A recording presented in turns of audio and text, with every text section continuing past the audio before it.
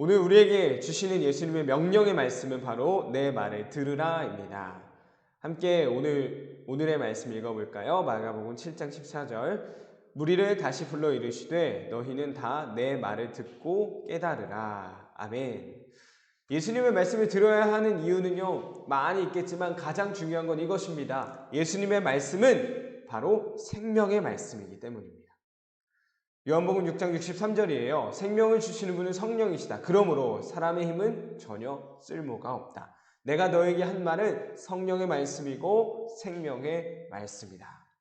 예수님의 말씀을 들어야만이 그 말씀 안에 있는 생명에 이를 수 있다라는 거예요.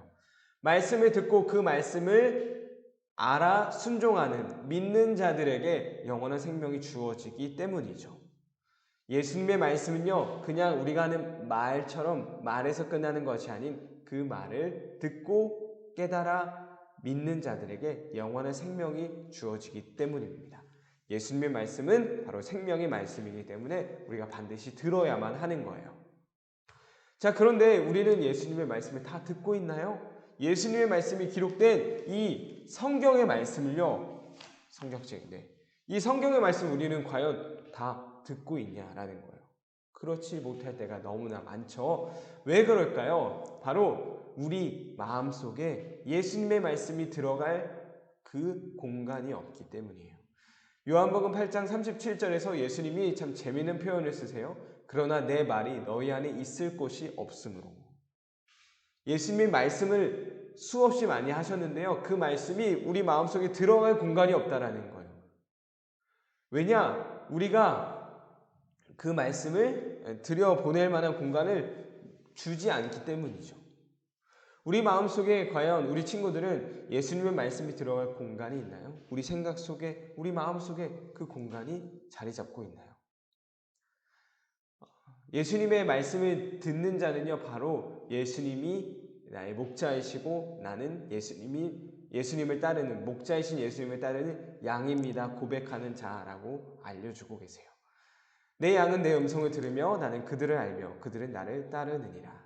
예수님을 따르는 양들은요, 예수님의 말씀을 듣는데요. 양에게 있어서 가장 중요한 게 바로 목자입니다. 목자 없이는 내가 먹을 것도 쉴 수 있는 것도 또 외부로부터 공격을 받는 것도요, 아무것도 내 힘으로는 할 수 없어요. 오직 목자를 의지하고 따를 때에만 그것이 가능한 것입니다. 그렇기 때문에 목자가 하는 말 한마디 한마디가 너무너무 중요하겠죠. 그렇기 때문에 말씀하시는 그 말씀들이 내 마음속에 다 들어올 수 있는 거예요. 그래서 말씀하시는 겁니다. 내 양은 내 음성을 듣는 자들이야. 우리 거꾸로 올라가 보면 그 말이 이해가 될 거예요. 왜 우리가 예수님의 말씀하셨는데 우리 마음속에 들어갈 공간이 없다라고 하는 걸까요? 그런 사람들은요, 바로 내가 양이라는 걸 깨닫지 못하는, 인정하지 못하는 자들인 거예요. 내가 양이 아닌 오히려 목자가 되어 있는 것이죠. 내가 양이라는 걸 알았다면요, 예수님의 말씀이 들어올 공간이 없을 수가 없는 것이겠죠. 목자이신 예수님의 말씀은요, 생명의 말씀일 수밖에 없습니다. 누구에게요? 내가 양이라는 사실을 아는 사람에게요. 목자의 말 한마디 한마디가 바로 내 생명과 연결되기 때문이에요. 목자의 말을 듣지 않으면 내가 물도 마실 수 없고 먹을 것도 먹을 수 없고 편히 쉴 수도 없고 외부로부터 공격을 방어할 수도 없어요. 오직 그 목자의 말을 따를 때에만 내 생명을 지킬 수 있는 겁니다.